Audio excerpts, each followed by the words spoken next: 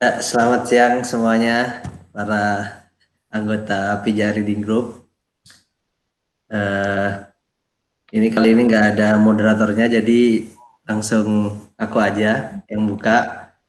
Di diskusi kedua ini kita bakal ngomongin, aku bakal ngomongin tentang judulnya Bukan Salah Robot. Jadi inti dari presentasiku ini mau menjawab sebenarnya pertanyaan ini di cover. Para inovator 4.0 bilang lapangan pekerjaan semakin sedikit karena teknologi berkembang pesat. Benarkah? Jadi inti pertanyaannya sebenarnya ini. Oke, lanjut. Nah, pertama, berita yang kayak gini nih kan sering banget kita lihat beberapa tahun terakhir.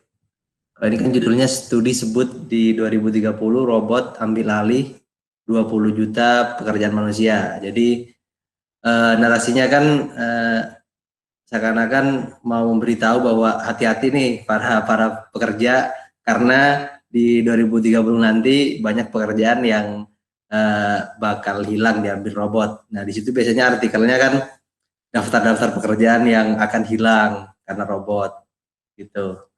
Terus ada juga nih di media sosial satu orang ini nih, dulu katanya aktivis ini Budiman Sujatmiko yang kencang banget ngomongin tentang masa depan yang kayaknya bakal pekerjaan banyak diambil robot.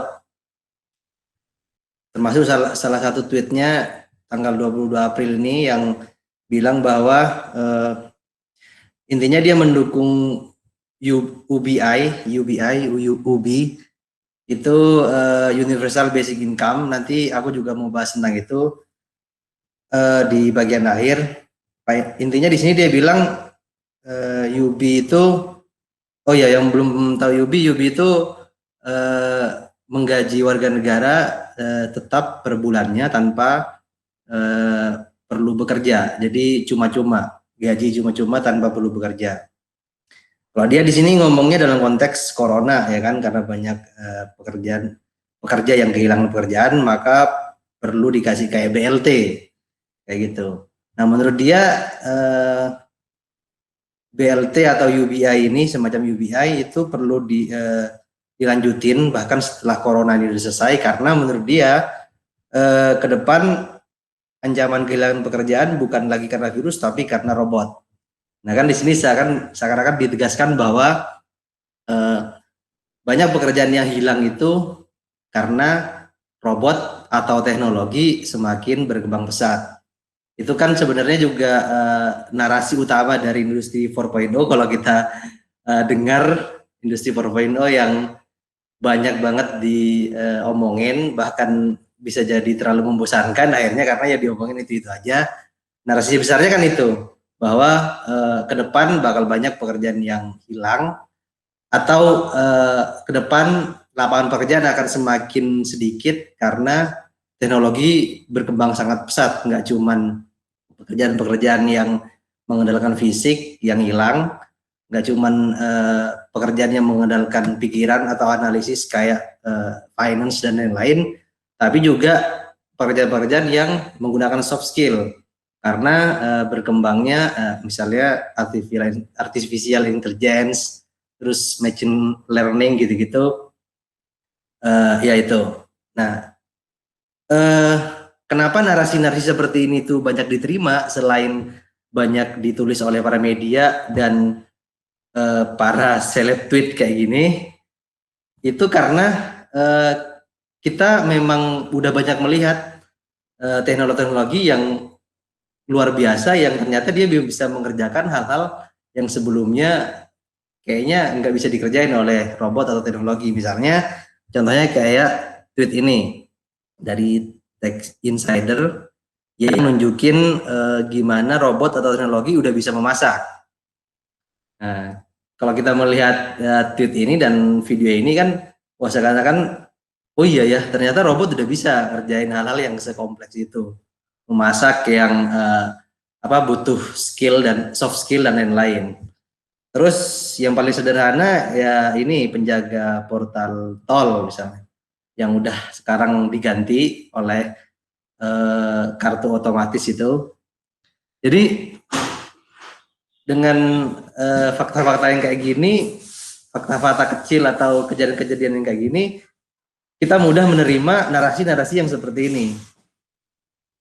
Jadi oh iya benar juga, karena kita lihat langsung nih pekerja-pekerja di pintu tol dia kehilangan pekerjaan. Terus lihat nih robot sudah bisa memasak, teknologi sudah bisa memasak. Jadi chef-chef nanti juga terancam gitu loh. Tapi pertanyaannya kemudian benarkah kemajuan teknologi atau robot yang bikin lapangan pekerjaan itu semakin sedikit?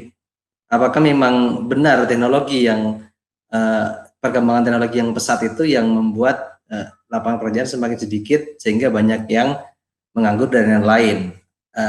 Apakah ini memang sebuah kenyataan atau hanya sebagai ilusi karena banyak yang membicarakan dan kita mengambil kesimpulan dari fakta-fakta yang parsial atau kayak tadi kita melihat robot bisa memasak, akhirnya percaya pada narasi kayak gitu. Nah, untuk menjawab pertanyaan ini, aku bakal mengulas tentang tulisannya Aaron Benanav ini, Automation and the Future of Work. Jadi sebenarnya yang mau aku ngomongin di sini bukan pikiranku atau analisisku, tapi pendapatnya orang ini. Aku cuman ikut menjelaskan aja di sini biar nanti bisa jadi diskusi. Oke, nah si Aaron Benanav ini tulisannya kan udah aku share ya kemarin ya. Ya mungkin ada yang baca, nanti bisa mengoreksi juga kalau ada yang keliru. Nah, yang menarik menurutku dari tulisannya Aaron Benanav itu dia ngasih sebuah rumus ini. Rumus delta E sama dengan delta O dikurangi delta P. Delta E ini adalah pertumbuhan lapangan kerja. Jadi seberapa banyak lapangan pekerjaan yang tersedia setiap tahunnya. Itu bisa dihitung dari delta O, yaitu pertumbuhan output dikurangi delta P, peningkatan produktivitas. Output di sini itu simpelnya barang yang diproduksi oleh sebuah industri.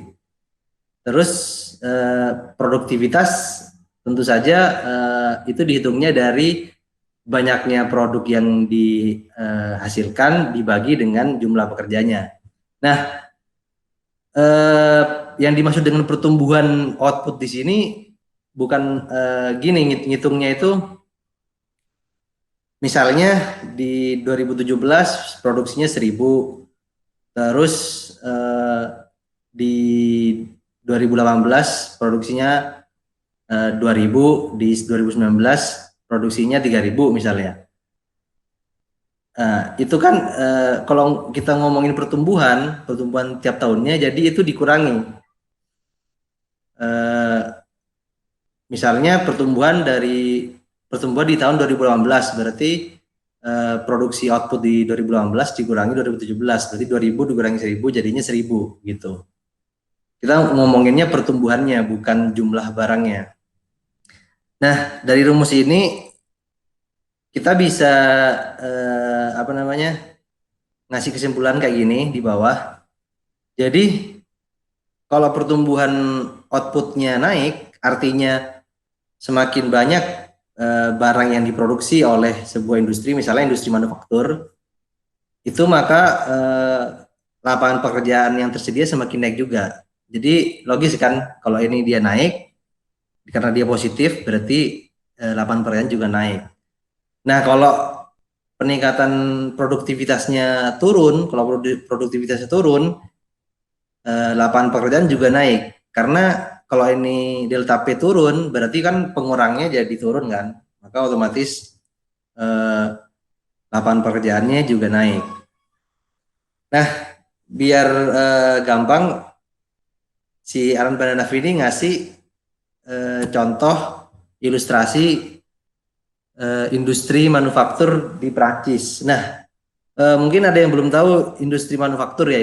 Industri manufaktur itu gampangnya pabrik. Jadi industri yang mengolah barang yang mentah atau barang mentah menjadi barang setengah jadi atau barang jadi.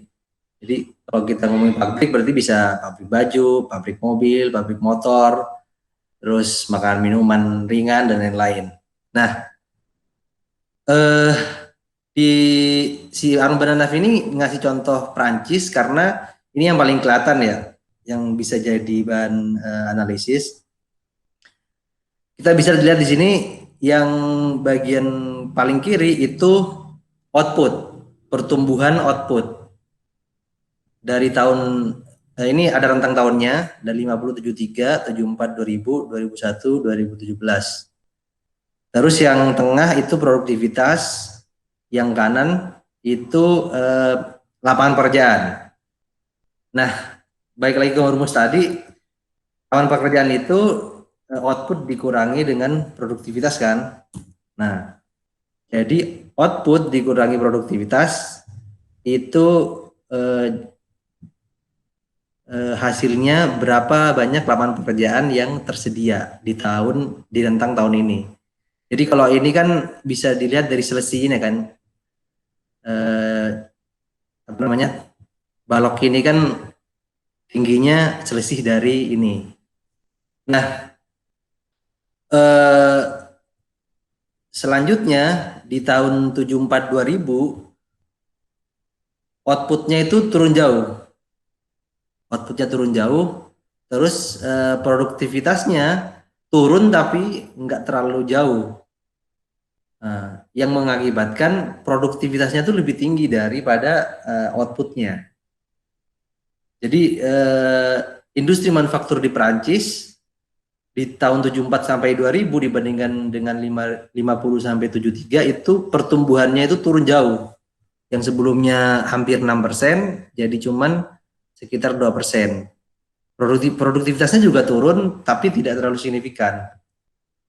Karena produktivitasnya lebih tinggi pertumbuhannya dari output, makanya dia pertumbuhan lapangan pekerjaannya minus. Jadi bukannya lapangan pekerjaan itu tersedia, tapi malah ini banyak yang di PHK berarti gitu dari industri manufaktur. Terus di tahun-tahun selanjutnya 2001 sampai 2017 outputnya turun lebih jauh lagi, produktivitas juga turun tapi tidak signifikan sehingga produktivitasnya lebih tinggi dari output, makanya lapangan pekerjaannya itu semakin minus. Artinya banyak yang di PHK gitu.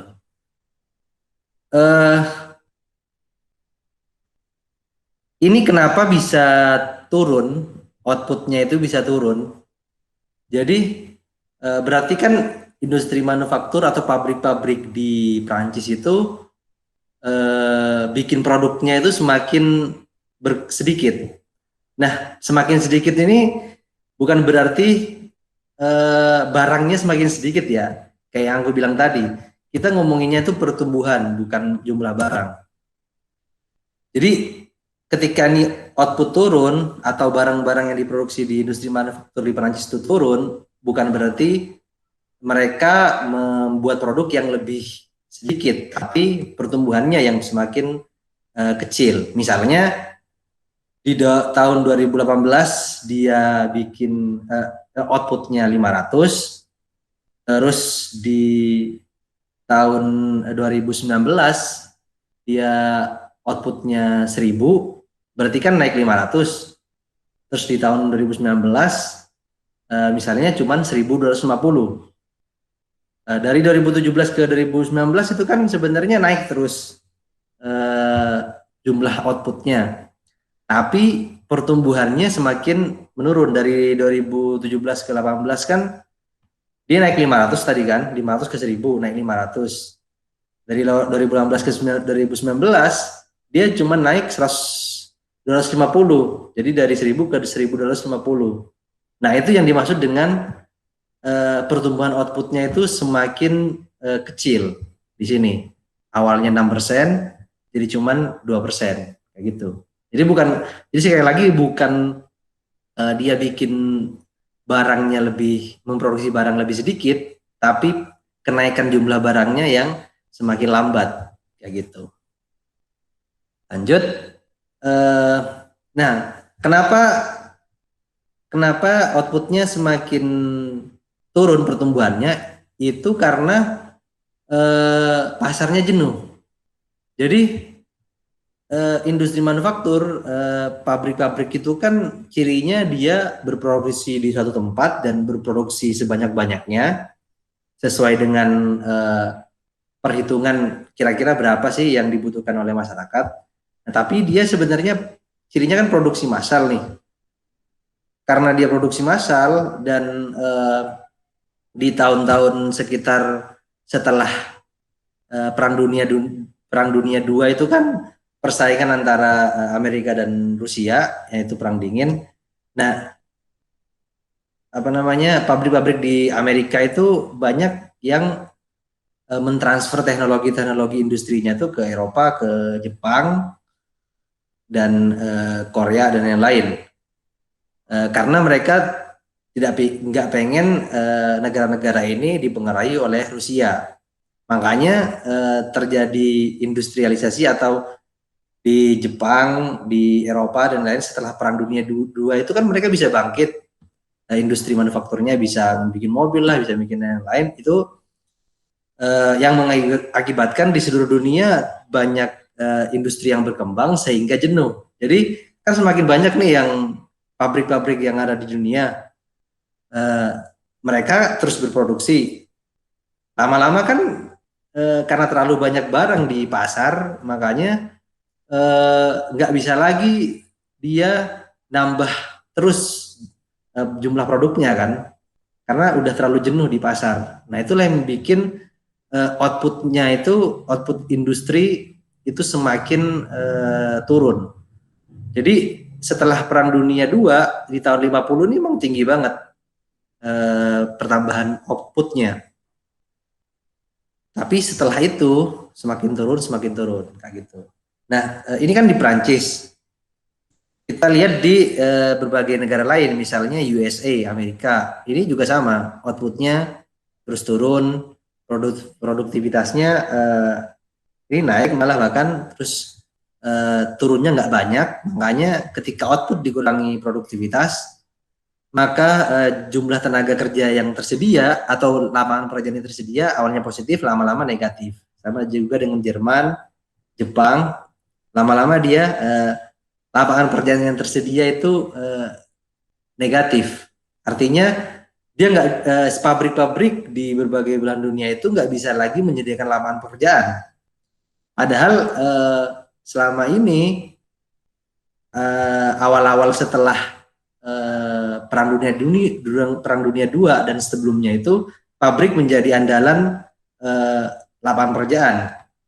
Kan ketika pabrik dibuka di satu tempat, itu kan bisa langsung ribuan bahkan puluhan ribu menyerap tenaga kerja. Jadi beda dengan misalnya ya industri jasa atau industri maksudnya yang bukan pabrik, apalagi UMKM itu kan nggak seberapa. Ketika dia membuka bisnisnya, tenaga kerja yang dibutuhkan nggak seberapa. Beda dengan pabrik. Pabrik di semua lapisan masyarakat itu bisa diserap, dari yang kuliah di perguruan tinggi sampai ke lulusan SMP atau SMA itu bisa terserap ke pabrik. Nah, masalahnya si industri manufaktur ini yang selama ini menjadi tumpuan itu tidak bisa diandalkan karena lama-lama dia outputnya berkurang sehingga lapangan pekerjaan yang bisa disediakan semakin berkurang. Nah, sampai sini sebenarnya kita udah bisa bilang bahwa lapangan pekerjaan semakin sedikit tuh penyebab utamanya ternyata bukan perkembangan teknologi. Jadi bukan karena teknologi semakin canggih, tapi karena industri manufaktur yang pertumbuhannya itu semakin stagnan, gitu. Jadi semakin melambat. Padahal untuk menyediakan lapangan pekerjaan, dia pertumbuhannya harus terus meningkat. Ini bisa di apa namanya, bisa dicontohin juga misalnya kayak pertumbuhan ekonomi. Jadi negara itu kan pasti selalu concern sama pertumbuhan ekonomi, apalagi misalnya di zaman corona ini ya, ketika pertumbuhan ekonomi jadi minus, kelabakan semua. Karena kenapa kelabakan? Karena pertumbuhan ekonomi itu menjadi tolak ukur lapangan pekerjaan. Itu mirip dengan output gitu loh, output, pertumbuhan output. Pertumbuhan ekonomi itu sama dengan pertumbuhan output. Ketika pertumbuhan ekonomi semakin tinggi, berarti banyak lapangan pekerjaan yang muncul kayak gitu. Nah, itu kan tadi Amerika, Jerman, sama Jepang. Kita bisa lihat di negara-negara lain sama, trennya juga menurun di tahun sekitar 80-an. UK, Italia, kalau Afrika Selatan sama Brazil ini karena dia grafiknya di bawah, berarti dia sebenarnya belum bisa dibilang sebagai negara industri, ya setengah industri gitulah, karena dia nggak benar-benar booming gitu loh industrinya di sana. Mungkin Indonesia juga sekitar sini. Nah, yang jadi pembeda di sini sebenarnya Korea Selatan ya, karena Korea Selatan dia sampai tahun 90 masih tinggi pertumbuhan apa namanya. Oh iya, ini sebelumnya aku belum jelasin. Ini grafik tenaga kerja di sektor manufaktur. Artinya ini pertumbuhan tenaga kerja di pabrik di bidang industri manufaktur.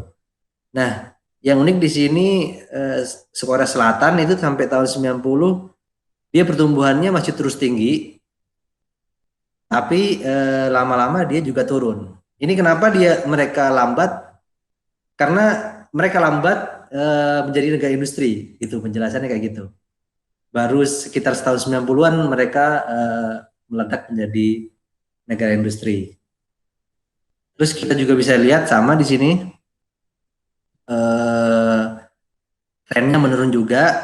Yang jadi anomali di sini hanya Cina. Makanya kita sering dengar kan di beberapa tahun belakangan Cina akan menjadi kekuatan baru dunia, karena memang dia industrinya, industri manufakturnya terus naik sampai tahun sekitar berapa nih, 2012-an, tapi setelah itu juga turun kayak gitu. Jenuh juga akhirnya. Oke, nah terus ini grafik yang membandingkan oh ya, inti dari grafik ini sebenarnya mau menunjukkan bahwa ketika industri manufaktur turun, itu juga pertumbuhan total produksi di semua industri itu juga turun. Maksudnya adalah ini sebenarnya mau menunjukkan bahwa pertumbuhan ekonomi itu sebenarnya benar-benar tergantung sama pabrik, sama industri manufaktur. Yang hitam ini kan pertumbuhan industri manufaktur, pertumbuhan tahunan. Terus yang agak terang ini GDP, ya bisa dibilang pertumbuhan ekonomi ya. Nah, kita bisa lihat di sini ketika pertumbuhan industri manufaktur naik, GDP juga naik, ini Jama juga lebih naik, dia juga lebih naik, ikut naik. Ketika industri manufaktur mulai menurun pertumbuhannya, itu pertumbuhan ekonomi juga turun gitu loh, GDP-nya, pertumbuhan GDP-nya. Nah, ini sebenarnya mau menunjukkan bahwa dunia ini atau ini kan world kan, jadi data hampir semua negara.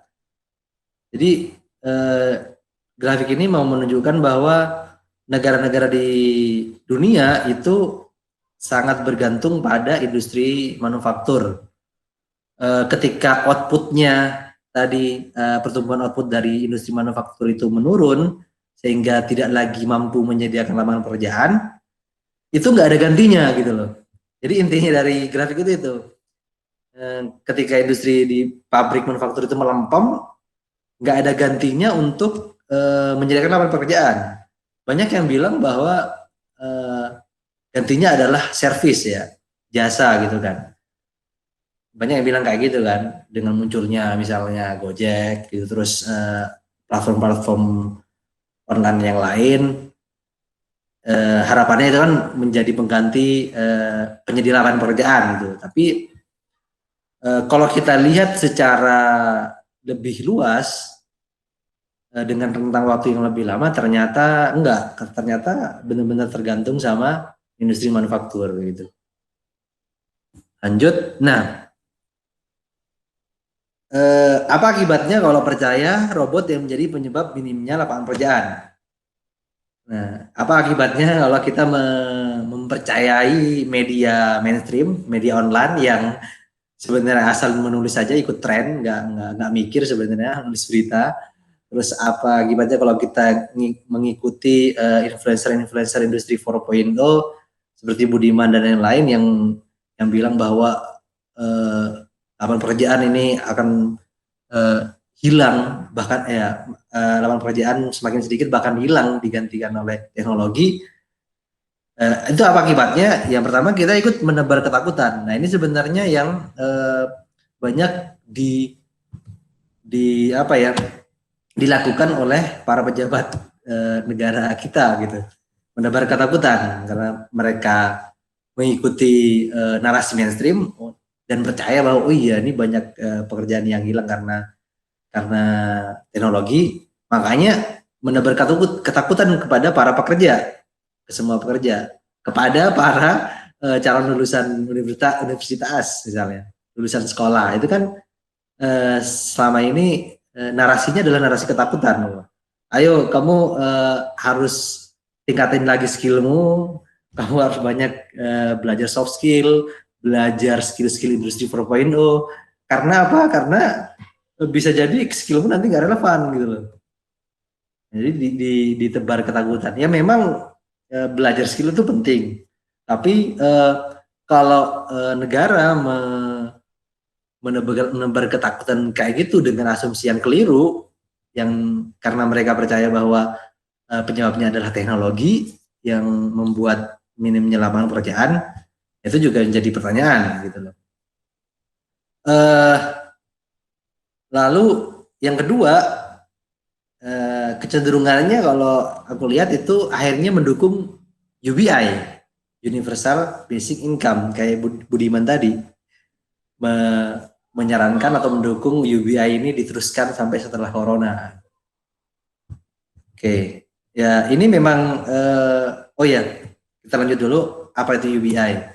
Nah, kenapa banyak yang kemudian mendukung UBI? Itu karena oh ya ini pertama terjemahannya dalam bahasa Indonesia itu banyak yang memakai pendapatan asasi universal. Kenapa bisa kayak gini? Kenapa bisa jadi asasi universal? Karena didekatkan dengan definisi HAM, hak asasi universal. Hak asasi universal itu adalah hak yang tidak memerlukan syarat. Ketika kamu lahir menjadi manusia, kamu tidak perlu ngapa-ngapain, kamu sudah mempunyai hak hidup, mempunyai hak mendapatkan keamanan, terus dan lain-lain. Nah ini juga sama, universal basic income, pendapatan asasi universal itu ketika kamu menjadi warga negara, kamu punya KTP, kamu berhak mendapatkan gaji setiap bulan dengan jumlah tertentu yang dihitung, yang jumlahnya cukup sebagai untuk memenuhi kebutuhan dasarmu. Jadi kamu nggak perlu ngisi formulir, nggak perlu mempunyai kriteria tertentu, yang penting kamu punya KTP, itu kamu mendapatkan gaji setiap bulan, dan itu untuk semua orang karena cukup punya KTP, dari yang paling kaya sampai paling miskin. Nah inilah yang kecenderungan kedua dari orang kalau percaya bahwa yang menyebabkan lapangan pekerjaan semakin sedikit itu teknologi, maka orang-orang akan cenderung mudah setuju dengan universal basic income. Oh iya, ke depan nih pekerjaan-pekerjaan ini bakal banyak yang hilang.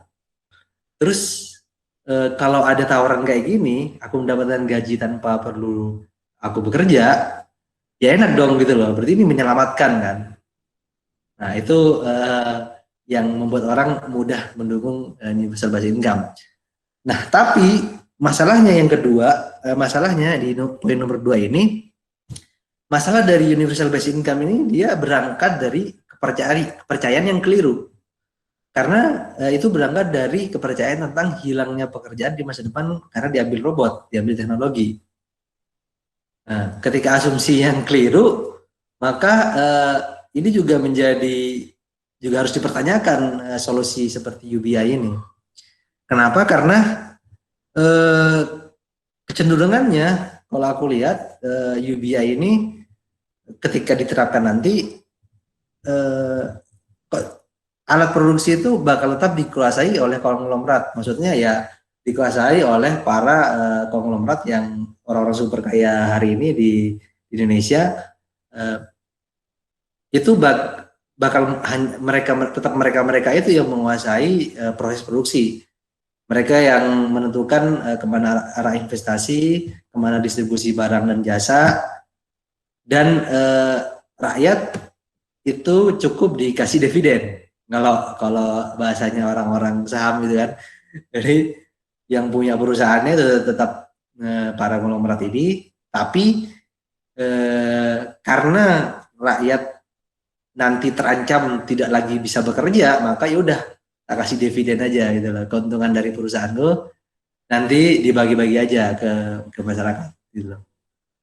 Nah, menurutku kalau kayak gitu kan, kalau menurutku itu tetap bermasalah ya, karena dan universal basic income menurutku akhirnya nggak bisa menjadi tujuan para pekerja, karena ketika itu menjadi tujuan dan cukup puas dengan menerima gaji bulanan yang sebenarnya pas-pasan tanpa perlu bekerja, tapi banyak sektor-sektor atau ekonomi itu masih dikuasai atau diatur oleh segelintir orang doang gitu loh. Padahal kalau tujuan kelas pekerja itu kan harusnya bagaimana mereka juga bisa ikut mengatur bagaimana ekonomi itu berjalan, bagaimana pabrik-pabrik atau perusahaan-perusahaan itu berproduksi dan lain-lain. Itu ya nanti kalau kurang jelas tinggal nanya aja ya.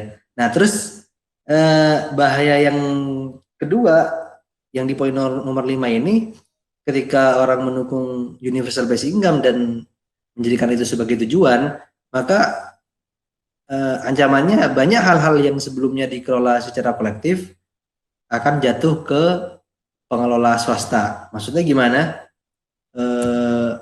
Yang ini dulu deh. Jadi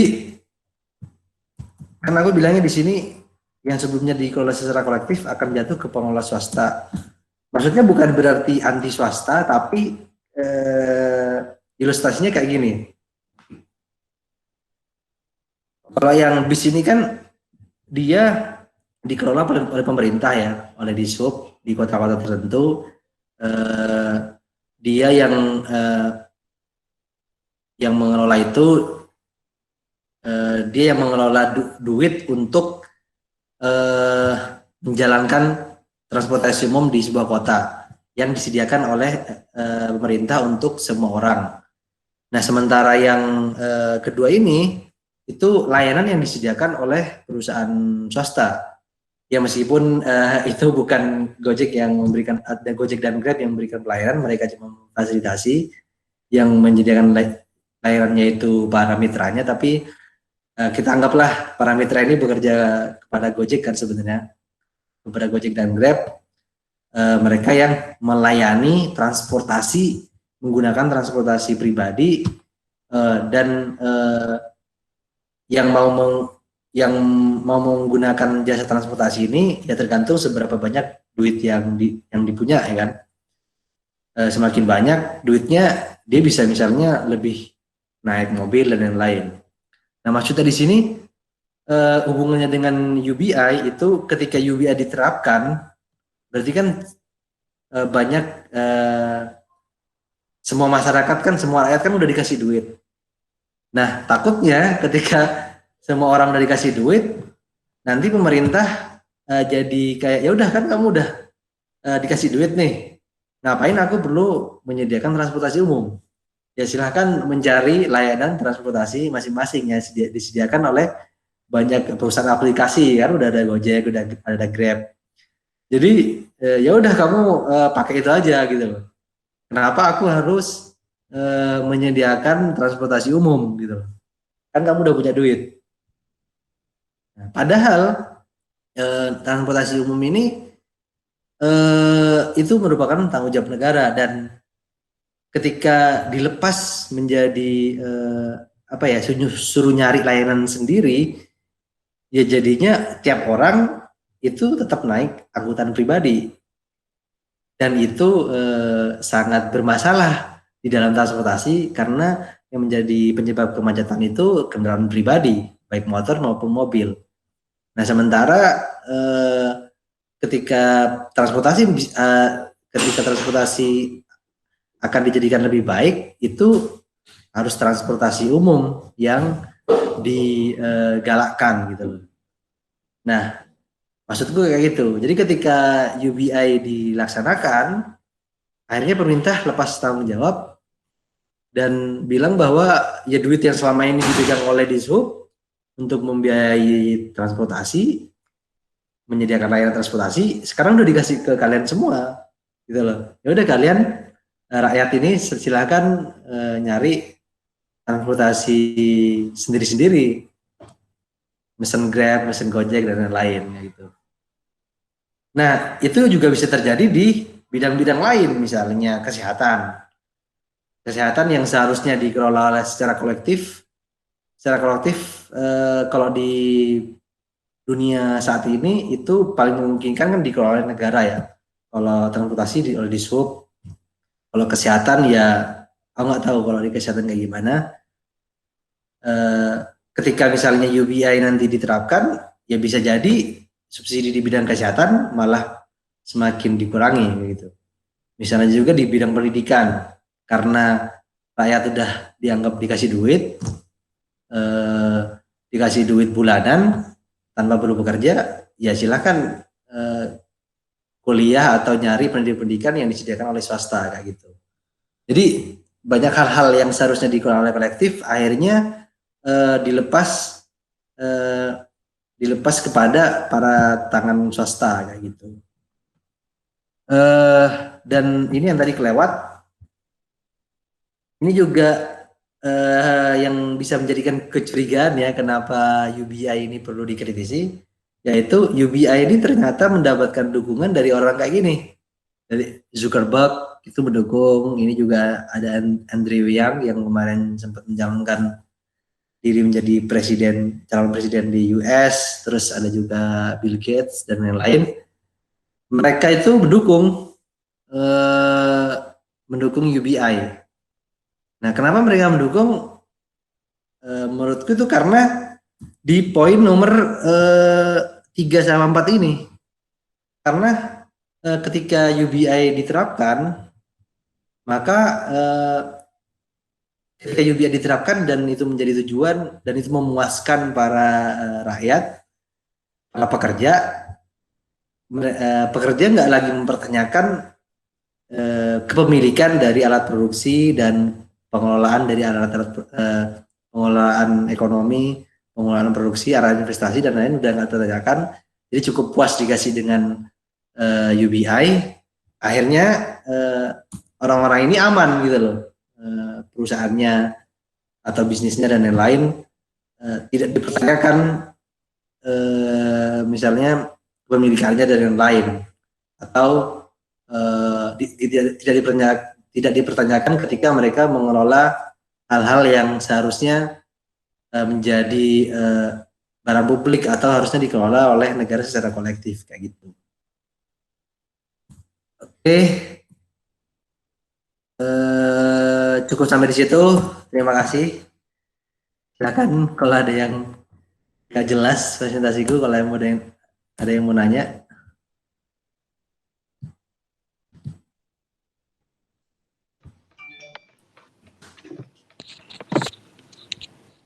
Mas Dandi mau tanya dong. Ya. Sebenarnya mau kayak sharing dikit aja sih dari Mas Dandi. Kayak maksudnya Hmm. soal UBI itu. Hmm. Sharing dong kalau di Indonesia tuh udah semana ya? Maksudnya apakah uh, mungkin sudah menjalankan atau misalnya udah berapa persen atau apa yang lain? Karena jujur aku blank banget sih nih soal UBA ini. Ya. Apalagi di Indo ya gitu. Apalagi apa? Di Indo maksudnya di Indonesia. Oh iya. Ya, kalau sepengetahuanku belum kalau di Indonesia belum, bahkan belum mempraktekkan pun belum. Masih sebatas ide-ide, diskusi, seminar di kampus dan yang lain. Eh, Iya, kalau di Indonesia masih masih jauh ke arah sana. Tapi kalau di negara-negara Eropa itu sudah banyak yang mencoba mempraktekkan ya, tapi belum sepenuhnya menjalankan. Misalnya ya negara-negara di Skandinavia itu mulai menguji coba. Cuman ya di Indonesia itu mulai banyak yang membicarakan ini, terutama sejak corona ya kan. Sejak corona kan banyak banyak pekerja yang kehilangan pekerjaannya. Nah dari situ kan kemudian muncul ide bahwa gimana nih biar pekerja ini tetap hidup, karena mereka kehilangan pekerjaan dan agak mustahil gitu mencari pekerjaan, bukan agak mustahil, agak sulit mencari pekerjaan baru di masa-masa kayak gini. Makanya UBI ini mulai booming gitu loh, mulai booming. Seakan-akan jadi jawaban pada eh, menjadi jawaban atau solusi untuk pengangguran yang semakin meningkat dan lapangan pekerjaan yang semakin sulit. Gitu. Nah, poin presentasiku ini itu mengkritisi itu gitu loh. Ya mungkin itu bisa menjadi obat penawar gitu ya, jadi kayak semacam solusi pendek. Cuman itu ketika misalnya corona udah lewat dan itu tetap dilanjutkan dan ternyata itu hanya menjadi tujuan yang memuaskan, itu menjadi masalah karena asumsi atau identifikasi masalah dari UB itu keliru.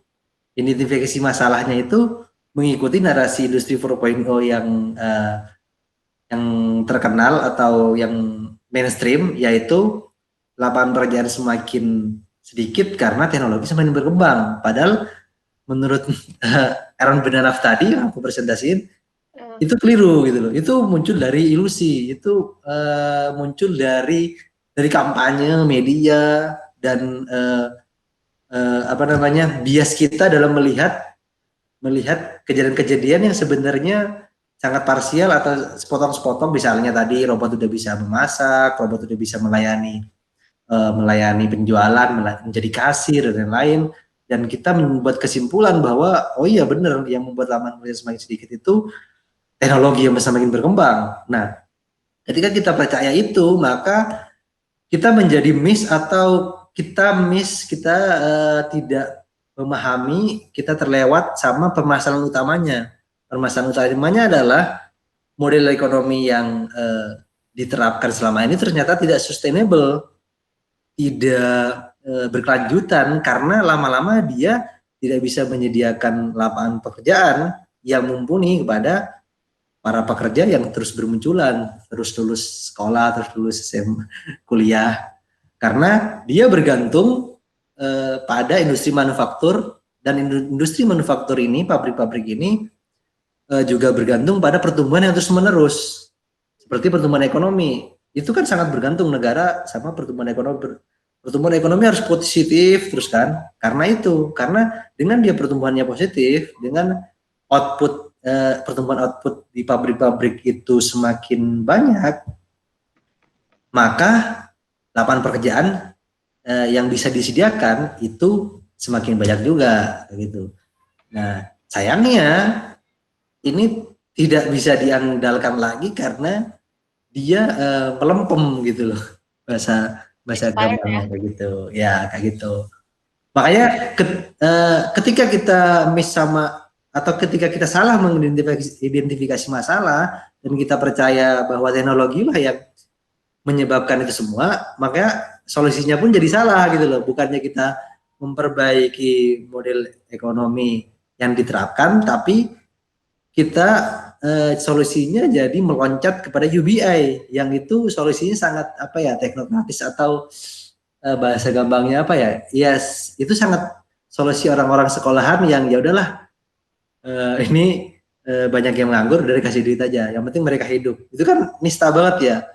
UBI berarti kan membuat kamu ya udah penting kamu hidup gitu loh. Padahal sebenarnya kamu bisa mendapatkan lebih banyak daripada itu. Kayak gitu. Menjawab nggak itu? Nah, Iya, iya, iya. Udah kegambar lah. Thank you, Mas Gandhi. ya yang lain. Desi ya tadi. Iya, aku mau Ya. bertanya.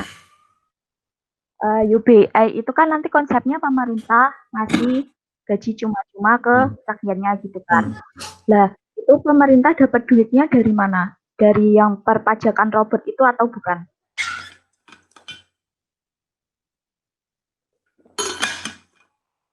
Ya, kalau sebenarnya kalau yang paling mainstream ya dari situ, dari memperluas pajak-pajak yang selama ini lolos dari pajak gitu. Jadi bisa jadi malah menaikkan lagi pajak-pajak. Jadi intinya penguasaan alat-alat produksi atau modal atau ya intinya penguasaan perusahaan-perusahaan yang beroperasi itu tidak diapa-apain, tapi gampangnya itu cuman diminta duit lebih banyak gitu loh buat ngasih duit kepada rakyatnya. Dan sebenarnya itu juga belum cukup, dan makanya aku bilang tadi kecenderungannya nanti malah subsidi-subsidi yang selama ini ada itu dikurangin. Ya, pendidikan, transportasi kayak tadi, subsidi transportasi misalnya dikurangin, dibuat menjadi UBI. Nah, itu yang aku maksud dengan beralihnya hal-hal yang seharusnya dikelola secara kolektif oleh negara, kayak misalnya transportasi yang seharusnya disediakan oleh negara berupa transportasi umum, bis, kereta, dan lain, malah dikurangin biaya untuk mengoperasikan itu, dan duitnya dikasih langsung kepada rakyat. Dan ya silahkan, karena kalian udah mempunyai duit masing-masing, udahlah kalau kemana-mana naik Gojek, naik Grab kayak gitu. Nah, itu maksudku, padahal naik Gojek dan Grab itu memperburuk transportasi karena dia tipenya transportasi pribadi atau ya kendaraan pribadi kayak gitu. Itu juga bisa terjadi di banyak hal, sama di pendidikan, kesehatan, dan lain-lain kayak gitu. Gimana deh sih? Kau hilang? Oke, yang lain? Halo, Pak Ya. Gandhi. Iya, Bapak Andika. Ingin menanggapi sedikit, dan mungkin masih ada sedikit kebingungan. Tadi kan di presentasinya dijelaskan bahwa ketika UBI ini nanti berlaku, alat-alat produksi perusahaan itu masih dipegang oleh swasta, oleh pemilik modal berarti, oleh konglomerat. Ya, berarti UBI ini secara langsung juga menjadi sebuah kebijakan yang benar-benar sepenuhnya menguntungkan konglomerat dong. Istilahnya mereka sudah memegang alat produksi, mereka secara pribadi juga mendapatkan UBI berarti kan. Istilahnya double keuntungannya. Kalau dengan logika seperti itu. Ya sebenarnya nggak seberapa kalau mereka. Kalau mereka dikasih per bulan 4 juta ya kan, itu nggak seberapa dik sebenarnya. Cuman maksudnya aku menanggapi yang sebelahnya sih, tapi lebih ke arah itunya loh, dari kebijakan itu sendiri berarti kan mereka mendapatkan 2 poin keuntungan di situ kan. Secara pribadi juga dapat UBI yang istilahnya ya mungkin tidak seberapa, tapi juga mereka memegang alat produksi itu. Kan seharusnya ketika UBI ini diberlakukan di mana negara memberikan uang saku atau mungkin gaji cuma-cuma ke rakyat, ya berarti harusnya alat produksi untuk bisa mendapatkan uangnya itu juga harusnya dipegang oleh negara dong. Seharusnya. Ya. Eh ya, yang kamu maksud double tadi ya memang benar, maksudnya mereka dapat keuntungan double.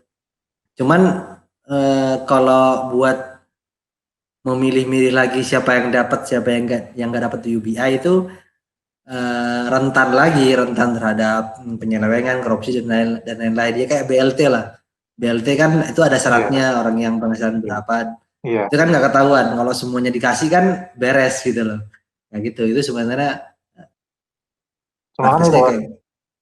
harusnya kan berarti kan harusnya kalau emang UBI ini dilaksanakan, alat produksi dan perusahaan dan sebagainya itu seharusnya ya dipegang oleh negara yang ya menyelenggarakan UBI dong. Ya. Harus. Ya kalau apa namanya, berpikir gampangnya kayak gitu. Cuman kalau aku pribadi nggak setuju juga kalau semuanya dipegang oleh negara kayak gitu. Karena di dalam ekonomi itu aktornya itu nggak cuman dua, nggak cuman swasta dan negara. Karena ada juga yang namanya koperasi kayak gitu loh. Itu swasta juga, bisa dibilang swasta juga, cuman kepemilikannya kan berbeda dengan swasta gitu loh. Swasta kan ada yang memiliki 1-2 orang dan ada yang bekerja di perusahaan itu. Kalau koperasi itu bukan negara, karena ketika semuanya dikelola oleh negara itu bisa jadi sangat tidak efektif gitu. Karena tahu sendiri kamu, dengan negara itu kan maksudnya budayanya udah beda ya, maksudnya dikelola oleh PNS atau pegawai BUMN itu kan ya bukan bukan menjelekkan mereka, cuman ketika semua bidang dikelola oleh negara itu jadi sangat tidak efektif gitu loh, dengan masalah dengan birokrasi dan UBI ini itu berarti intinya UBI ini ketika alat produksi dipegang oleh pihak manapun itu sebenarnya bukanlah sebuah solusi yang baik berarti ya. Nah, jadi gini, kalau menurutku kita nggak terfokus kepada UBI-nya kalau benar-benar pengen mencari jawaban gimana solusinya gitu ya.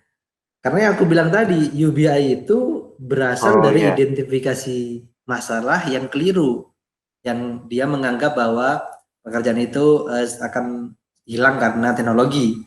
Makanya kita perlu balik lagi sebetulnya masalahnya apa kayak gitu kan.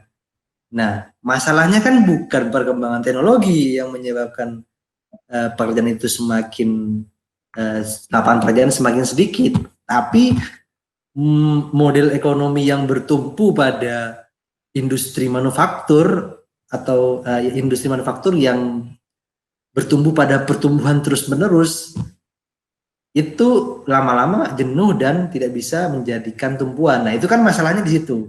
Jadi masalahnya adalah model ekonominya ini nggak sustainable gitu. Maka solusinya bukan segampang UBI, tapi bagaimana mengubah struktur ekonominya, mengubah model ekonominya kayak gitu. Nah, yang misalnya kalau salah satu contoh mungkin ya bagaimana produksi itu nggak lagi benar-benar terpusat di 1-2 perusahaan yang dimiliki oleh segelintir orang. Jadi bagaimana pekerja itu juga termasuk pemilik di situ. Nah, itu yang paling mungkin kan bentuk koperasi. Nah, jadi nggak bertumbuh lagi pada perusahaan-perusahaan swasta yang orientasinya itu hanya dan hanya profit terus-menerus, pertumbuhan terus-menerus, tapi gimana banyak hal-hal yang perusahaan-perusahaan yang dikelola secara kolektif oleh pekerja sendiri. Ya mungkin agak abstrak ya, tapi ke arah sana lah maksudnya. Jadi intinya adalah gimana memperbaiki model ekonominya gitu loh, bukan sekedar ngasih duit tanggungan kepada rakyat yang kehilangan pekerjaan.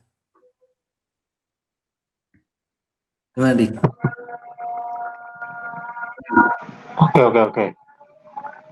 Apa maksudmu? Ya. Siap. Oke. Yang lain? Berarti intinya tuh Gimana? UBI terlepas dari siapapun yang memegang alat produksi itu, UBI bukanlah sebuah solusi berarti ya, intinya itu. Ya, inti dari presentasi ini itu bukan solusi karena identifikasi masalahnya keliru. Gitu. Oke, siap. Nah, oke. Yang lain?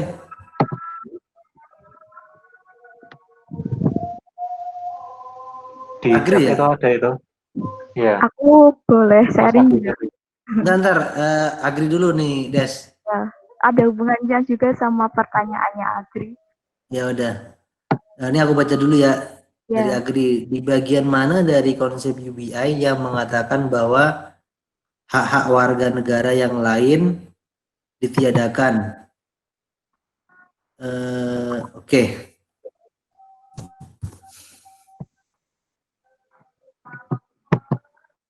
Di bagian mana dari konsep UBI yang mengatakan, nah itu dari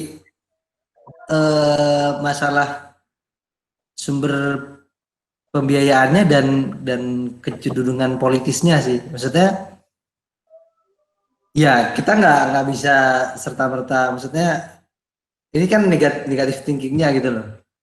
Jadi ketika untuk membiayai UBI dan subsidi terus berjalan, misalnya yang kamu sebut tadi, Gri, misalnya kesehatan, transportasi, jaminan sosial, dan pendidikan dan yang lain, itu subsidinya tetap jalan dan ditambah dengan UBI, itu akan sangat mahal kayak gitu loh.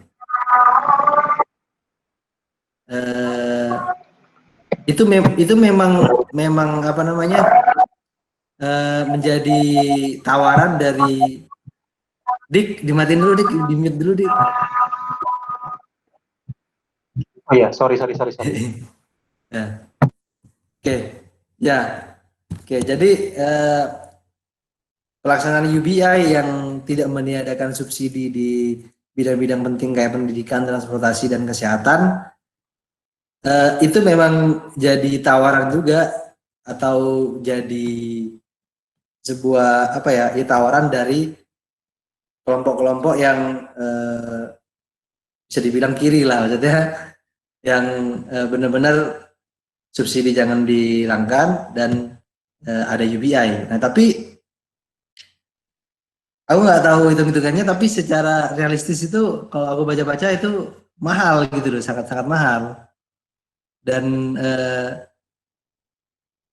Dan secara politis, maksudnya secara politis itu yang banyak dibicarakan di berbagai belahan dunia itu bukan UBI yang seperti itu kalau aku baca-baca, yang didukung oleh misalnya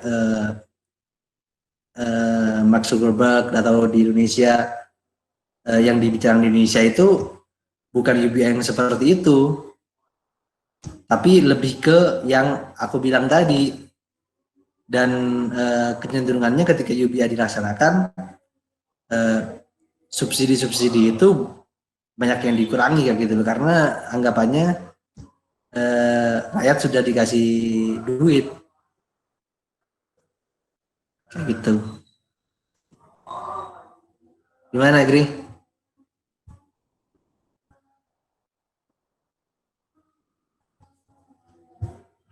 Kau Desi, katanya menyambung. Ya, mau nambahin. Jadi kan aku barusan baca artikel dari BBC. Sebelum konsep UBI itu muncul 2 tahun yang lalu itu, Bill Gates udah ngusulin konsep perpajakan robot. Jadi perusahaan-perusahaan yang punya robot dan berpenghasilan lebih dari 171 juta dolar itu dikenakan pajak. Nah, pajaknya itu nanti dialihkan ke dana kesehatan dan pendidikan. Terus si Elon Musk ini juga mendukung usulannya si Bill Gates bahwa pajak ini nanti diarahkan ke pengembangan keterampilan untuk masyarakat. Tapi sama dari dukungan politiknya Amerika itu nggak mendukung. Nah, jadi muncullah konsep UBI yang di mana pajak ini tuh disalurkan secara tunggal berbentuk penghasilan dasar untuk masyarakat kayak gitu. Oke, jadi kalau menurutku kalau memang di Amerika cocok untuk memberikan penghasilan dasar untuk semua masyarakat, ya udah itu diterapkan aja di Amerika. Tapi kalau untuk di Indonesia aku sih setujunya ngikut usulannya Bill Gates tadi, karena kan beda ini kan, di Indonesia sama Amerika beda sistem ekonomi dan politik kayak gitu. maksudnya setuju sama yang Bill Gates yang mana yang Bill ngasih Gates pajak yang ngasih pajak ke yang punya robot, ke perusahaan yang punya robot, terus itu dialihkan ke dana pendidikan dan kesehatan untuk subsidi. Oh, jadi bukan bentuknya gaji kayak UBI gitu ya? Bukan. Tapi subsidi ke ya. Soalnya kan beda negara gitu loh, Mas. Ya itu amal ya, kayak amal berarti ya. Maksudnya kayak perusahaan-perusahaan yang perusahaan-perusahaan membantu pendidikan dan kesehatan dan lain gitu ya berarti. Ya kayak si Dika bilang nih, kayak CSR. Ya nggak apa ya, itu bagus. Mempajaki perusahaan itu kan ya bagus gitu loh, karena banyak dana publik yang terkumpul. Cuman itu kan nggak bukan yang dibahas ini gitu loh. Ya ini kan ngebahasnya tentang lapangan pekerjaan yang semakin sedikit dan menjadi masalah, dan ternyata banyak yang salah memahaminya sebagai perkembangan teknologi kayak gitu loh, Des. Jadi maksudnya nggak nyambung kayak gitu loh sama diskusi yang sekarang. Oke, kalau kayak gitu sebenarnya anggapan bahwa pekerjaan semakin sedikit karena semakin canggihnya teknologi itu bisa diruntuhkan dengan fakta di negara Jerman, Jepang, sama Korea Selatan. Mereka kan memiliki tingkat robot tertinggi, 3.000 robot per 10.000 buruh. Tapi tingkat pengangguran mereka rendah, yang terendah gitu di antara negara-negara lain. Berarti kan itu meruntuhkan pemahaman bahwa kalau teknologi semakin canggih, maka lapangan pekerjaan semakin sedikit. Justru karena teknologi semakin canggih, maka ada lapangan kerjaan baru gitu. Oh, jadi maksudmu penganggurannya nggak tinggi karena ada pekerjaan baru? Iya. Oke, ini perlu dikritisi juga ya narasi yang kayak gini, karena pekerjaan yang baru itu seperti apa gitu kan? Karena kecenderungannya pekerjaan-pekerjaan yang disebut baru itu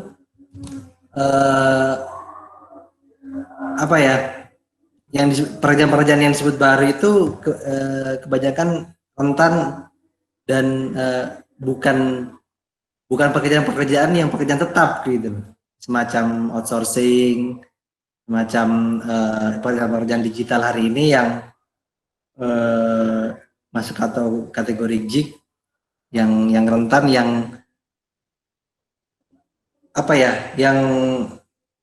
bukan pekerjaan yang full time gitu loh. Maksudnya full time itu terikat kontrak sebagai pegawai di perusahaan itu gitu.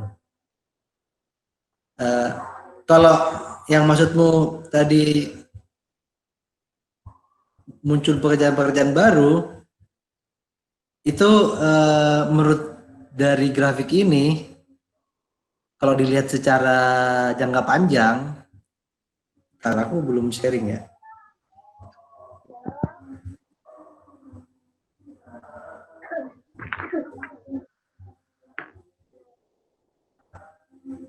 Nah, kalau dilihat dari grafik yang ini tadi, ketika dibandingkan pertumbuhan manufaktur dengan pertumbuhan ekonomi secara umum, ternyata ketika pertumbuhan manufaktur terus menurun, itu juga pertumbuhan GDP-nya itu turun juga gitu. Jadi ketika melihat grafik ini, ternyata nggak ada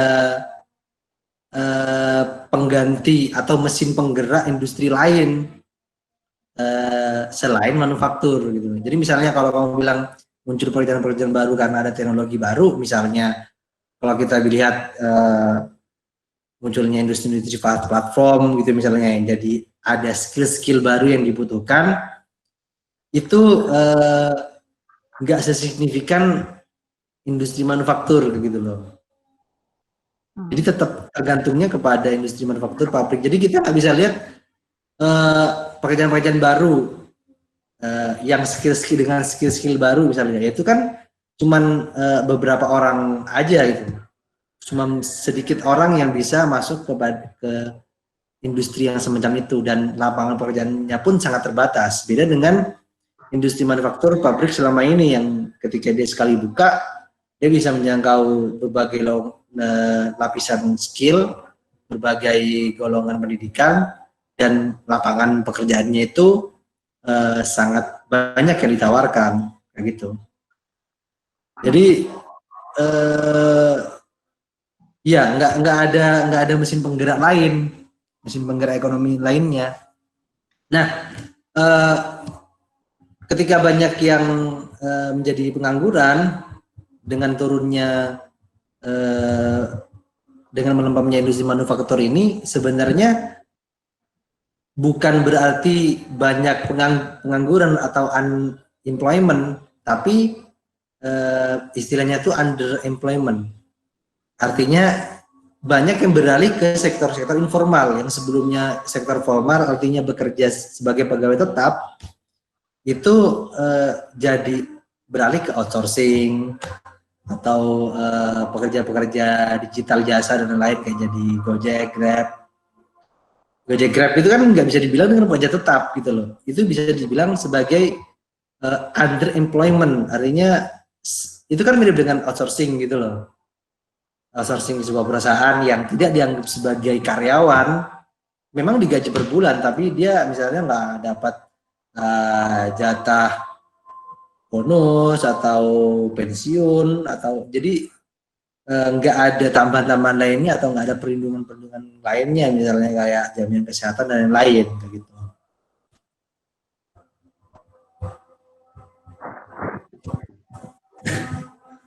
Oke, Berarti gimana? maksudnya Mas Dandi, secara nggak langsung maksudnya Mas Dandi itu kalau misal industri manufakturnya melempem, berarti harus kayak ada kebijakan dari pekerja gitu. Ya, itulah yang maksudku, solusi UBI itu nggak cukup karena dia tidak menyelesaikan persoalan utamanya. Persoalan utamanya adalah model ekonomi yang tidak sustainable karena bergantung pada industri manufaktur. Makanya perlu kebijakan yang kamu bilang tadi, kebijakan baru di dunia ekonomi, gimana ekonomi ini berjalan, gimana alokasi alat produksi itu dijalankan kayak gitu, ketimbang hanya ngasih duit kepada ngasih duit ke banyak orang, ke semua orang gitu. Ya itu memang bisa menjadi solusi yang jangka pendeknya, karena orang-orang ini bisa hidup, tapi ketika model ekonominya tidak berubah, berarti para pekerja ini dia tidak punya kendali kepada bagaimana ekonomi berjalan, kayak gitu. Jadi dia cukup diam aja, dia dapat duit, tapi sebenarnya dia bisa mendapatkan lebih banyak, kayak intinya. Makanya aku bilang UBI itu tidak bisa menjadi tujuan karena dia bisa, sesungguhnya dia bisa dapat lebih banyak dari itu, dia seharusnya menjadi subjek atau pengatur bagaimana ekonomi ini berjalan, bukan menjadi pasif, cuman mendapatkan dividen aja, mendapatkan UBI aja, kayak gitu. Terus solusi model ekonominya gimana berarti? Solusi? Iya.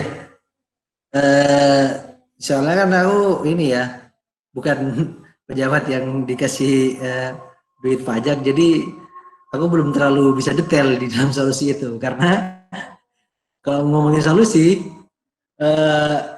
itu butuh dana yang besar untuk riset, untuk memperkuat identifikasi masalahnya, menganalisisnya, gitu. Jadi kalau cuman aku sendiri yang memberikan solusi, tiba-tiba solusinya datang, itu kan nggak mungkin kayak gitu, harus berdasarkan dengan riset riset yang bagus gitu loh. Nah, cuman kalau bayangannya ke arah mana, ya kayak aku bilang tadi, karena model ekonomi yang dikuasai oleh swasta, artinya swasta yang pemilikan perusahaan-perusahaannya, pabrik-pabriknya itu hanya dikelola oleh segelintir orang, dan ternyata itu udah nggak sustainable. Makanya gimana menggalakkan lagi aktor yang ketiga dalam ekonomi, nggak cuma pemerintah dan swasta, yaitu koperasi. Modelnya ke arah sana, gimana ekonomi itu menjadi lebih demokratis, artinya pekerja itu juga menjadi punya andil dalam menjalankan perusahaan, karena dia juga menjadi pemilik di situ. Si Desi malah live ya. Oke. Terus ada lagi nggak? Ada yang di chat nih. Oh, Agri nih tadi sempat nulis lagi nih. Soalnya kalau freedom di dividen yang dari Andrew yang itu tidak meniadakan yang lain. Oh, maksudnya nggak meniadakan subsidi ya? Oke. Jadi tidak meniadakan subsidi ya. Ya itu lebih bagus kalau tidak meniadakan subsidi. Cuman aku nggak tahu hitung-hitungannya gimana. Ya mungkin bisa dilakukan di Amerika. Cuman itu tetap tidak menjawab, Gri, maksudku, terhadap tidak menjawab masalah utamanya, dan itu tetap keliru mengidentifikasi masalahnya. Karena berdasarkan presentasiku tadi yang dari tulisannya Aran Beranak, masalahnya bukan perkembangan teknologi. Jadi solusinya bukan sekedar ngasih duit kepada orang-orang yang kehilangan pekerjaan, gitu loh. Tuh, gimana? Ya lagi-lagi kayak obrolan yang tadi udah dibahas, gimana membuat model ekonomi yang berbeda, karena permasalahannya adalah di penggerak ekonominya, yaitu industri manufaktur yang lama-lama tidak bisa menjamin ketersediaan lapangan pekerjaan.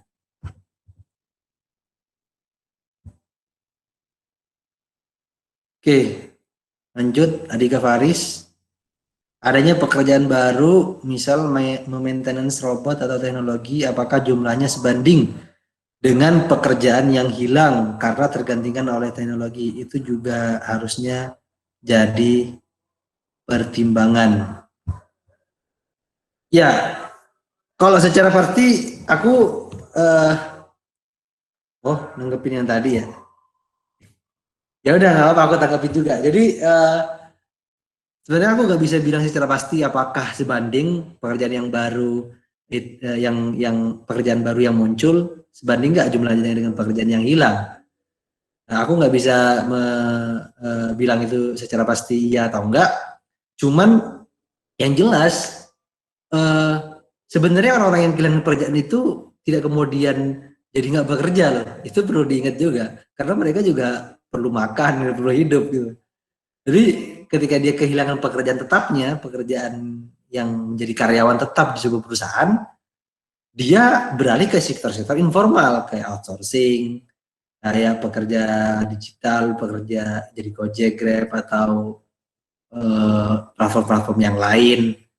Jadi masuk ke arah ya, sektor informal gitu, dan itu lebih rentan, dan itu lebih parah kondisinya dari pekerjaan yang tetap kayak gitu. Ya itu aja sih. Gimana? Udah berapa lama ini? Udahan kok. Halo?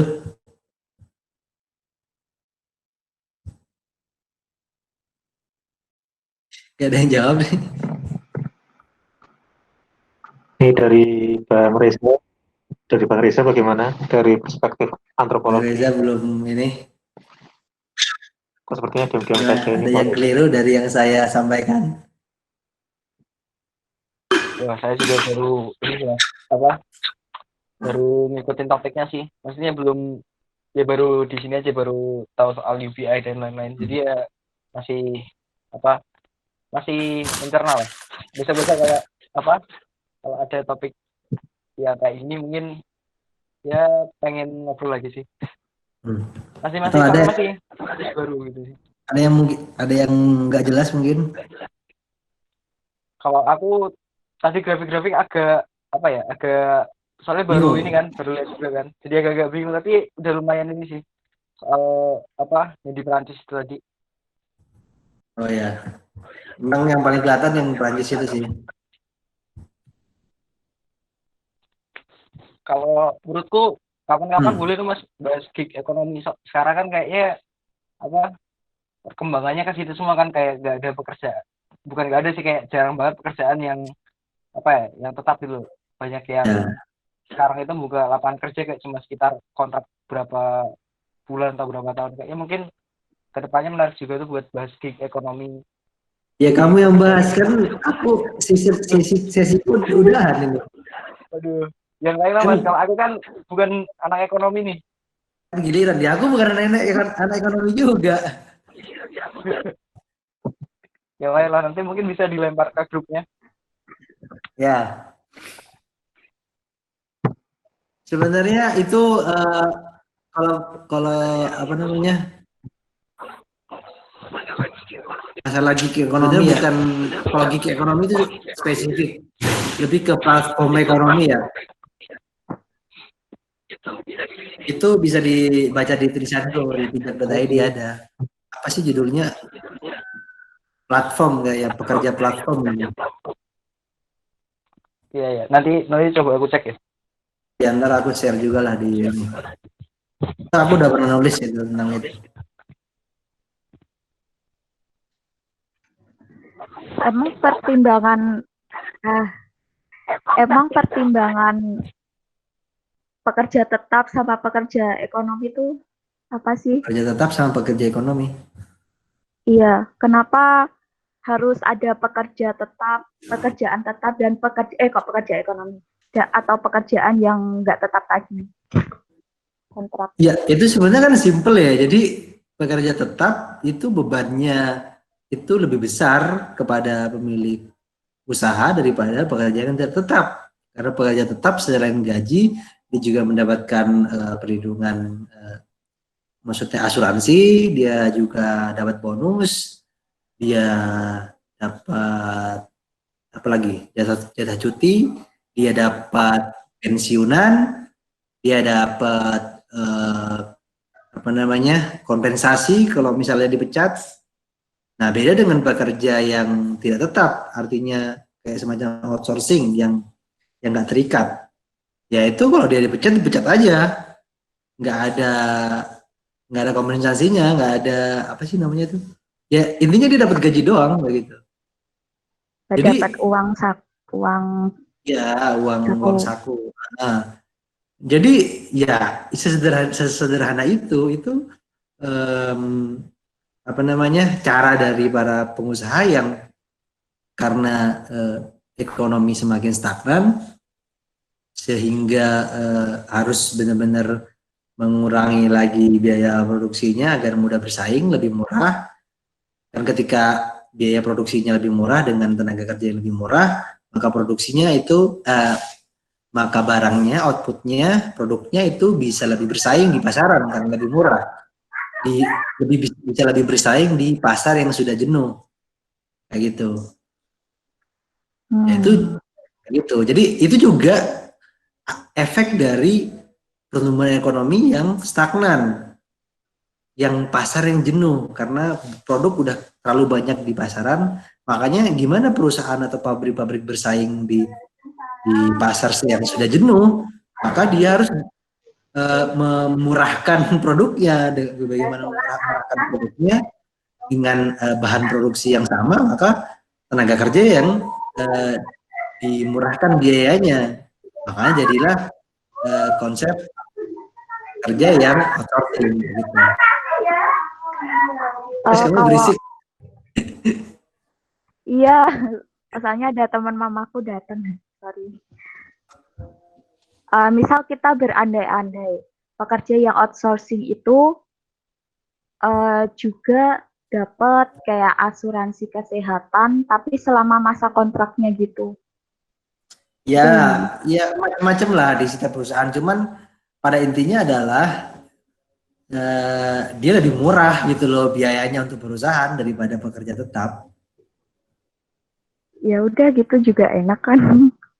Maksudnya?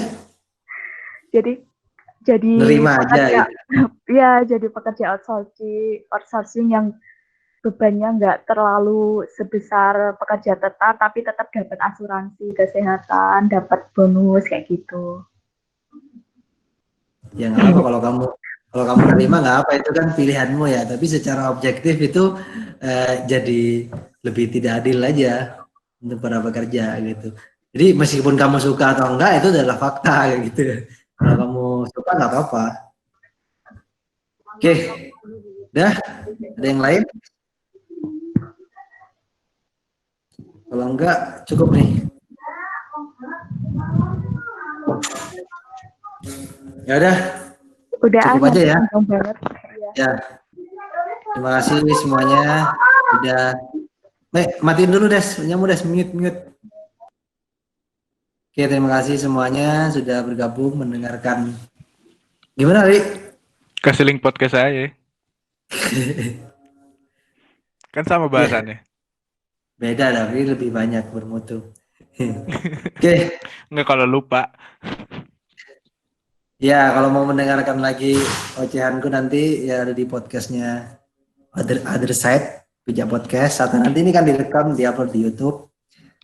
Oke, terima kasih semuanya sudah mendengarkan ocehanku yang mungkin nggak jelas ini. Ya, sama-sama Lala, Reza. Oke, sampai jumpa di Pijak Reading Group selanjutnya. Dadah. Thank you, Dan. Ya.